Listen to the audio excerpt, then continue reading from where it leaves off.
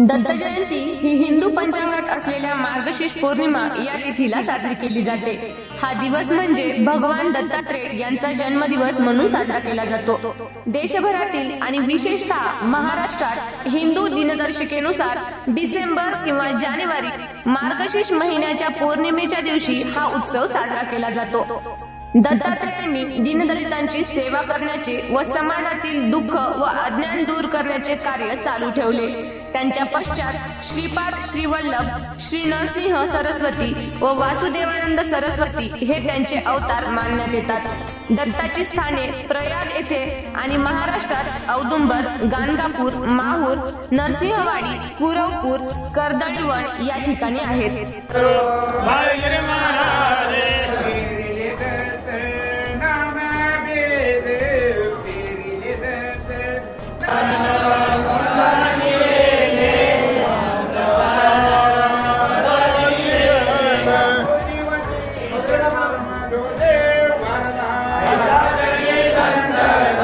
श्री दत्तांच्या कार्यावर लिहिलेला गुरुचरित्र हा प्रसिद्ध ग्रंथ भक्तिभावाने वाचला जातो। दत्तात्रेय किंवा दत्त हे अत्रि ऋषी व माता अनुसया यांचे पुत्र होत। 3 तोंडे, 6 हात, 2 पाय, चतुर्वेद दर्शक, 4 श्वान व जवळ कामधेनू असलेले दत्तात्रेय हे ब्रह्मा, विष्णू, महेश यांचे एक स्वरूप आहे। दत्तात्रेय हे हिंदू धर्मातील पहिले गुरु समजले जातात।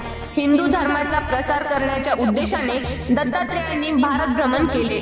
ठिकठिकाणी त्यांची स्थाने निर्माण करून आपली परंपरा चालू ठेवली। महाभारताच्या अनुशासन पर्वात देखील दत्त जन्माचा उल्लेख सापडतो। दत्त जयंतीच्या दिवशी दत्ताच्या देवळात भजन कीर्तन होते। संध्याकाळच्या वेळी दत्ताचा जन्म झाला असे मानतात, त्यामुळे त्यावेळी जन्माचे कीर्तन असते। देवळावर रोषणाई केली जाते। पालखीतून भगवान दत्तात्रेय यांची मिरवणूक निघते। भारताच्या विविध प्रांतात या उत्सवाचे आयोजन 1 आठवडाही केले जाते।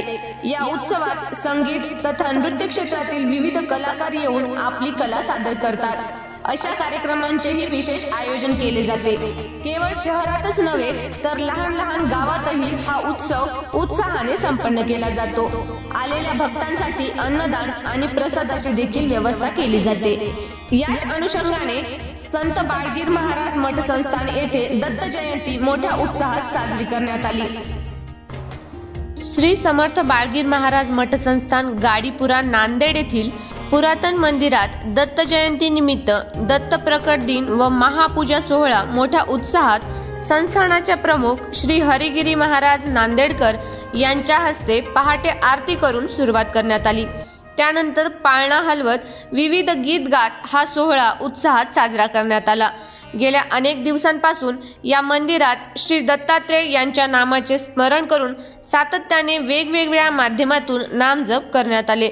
सकाळपासून येणाऱ्या सर्व भाविक भक्तांसाठी या ठिकाणी अन्नछत्र सुरू होते आणि सर्व भाविक भक्तांना उत्तम अशा जेवणाची व्यवस्था या ठिकाणी संस्थांच्या वतीने करण्यात आली होती।